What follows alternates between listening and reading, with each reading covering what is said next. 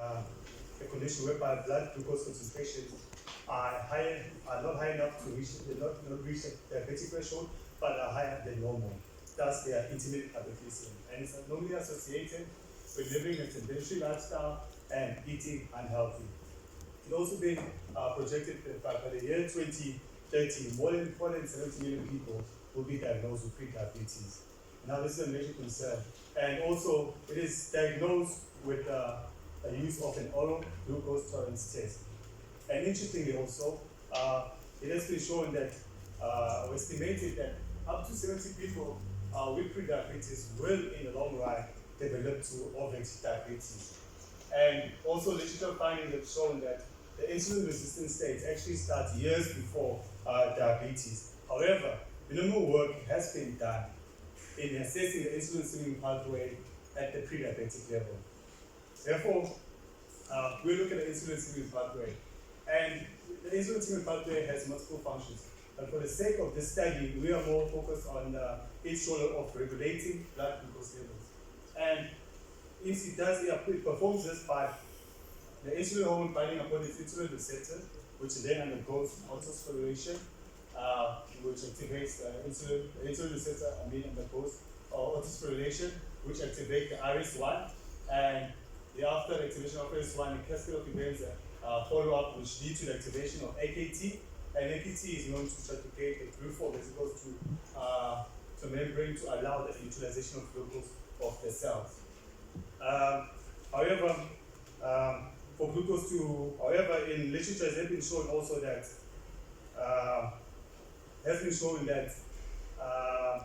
in type 2 diabetes, this pathway has been impaired.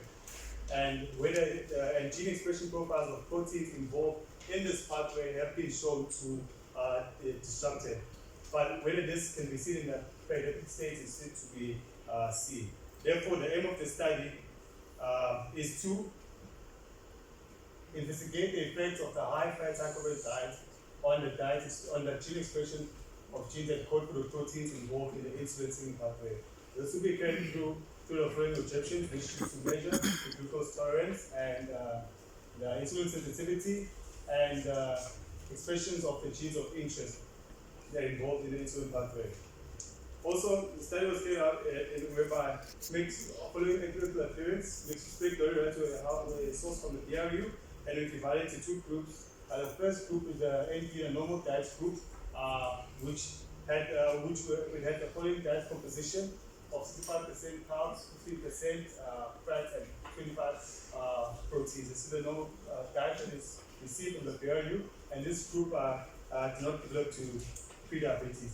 And the second group, which was fed with the high-fat, high-carbohydrate group, had the following composition whereby the carbohydrates were 55 and fats were 30% and protein and 15. Also, it was supplemented with 15% fructose and 5% milk as a nutrient mixture. And these developed to prediabetes. And before the terminal, the OGT was monitored, and skeletal muscle tissue and plasma were harvested, and the following mechanisms were analyzed.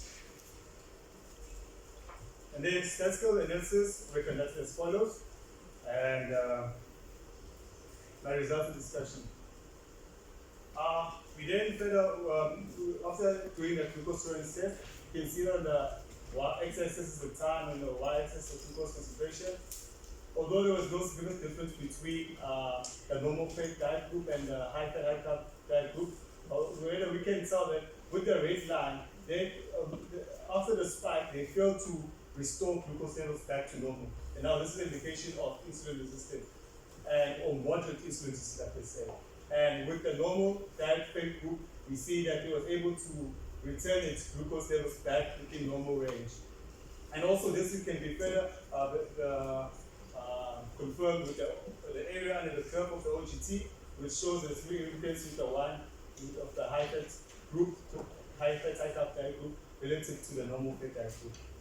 Furthermore, to further validate the presence of insulin resistance, we did a HOMA index calculator whereby we measure the insulin levels and after getting the value of insulin sensitivity.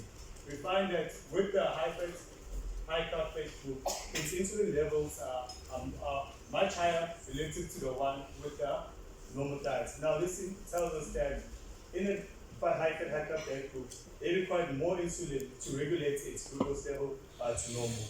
There's also another indication of the presence of insulin resistance present in the pre-diabetic group. And further, this is confirmed with the HOMA index, which is at 2.4, and this is known to be at the early stage of insulin resistance rather than overt insulin resistance. We then went on to do genetic expression of our genes of interest. We found that expression of AKT was relatively significant in a high fat group relative to the control group, which was fed a normal diet. However, in the GLUT4 gene, there was no significant difference.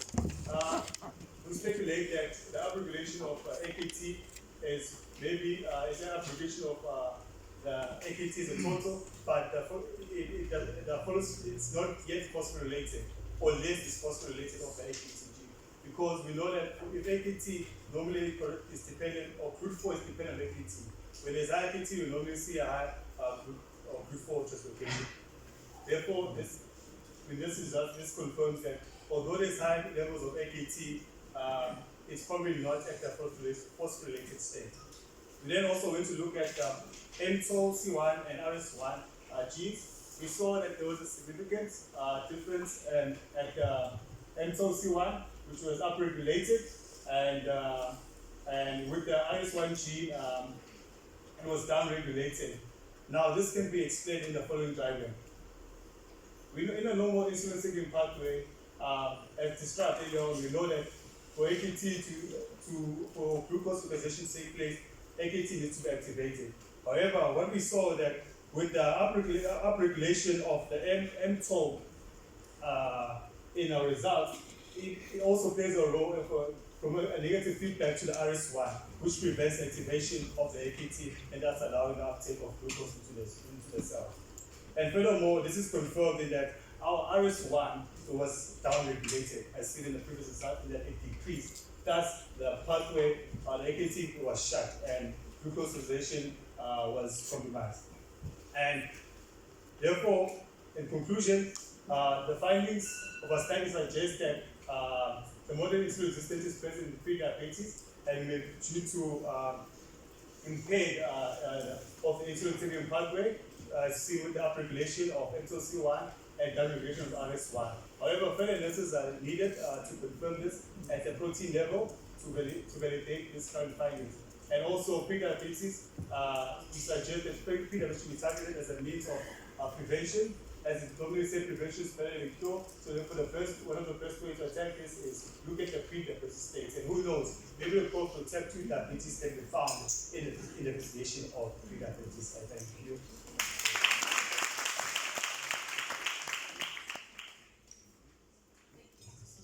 Just giving it a time, so you can be asked questions. Can I have maybe 3 or so questions?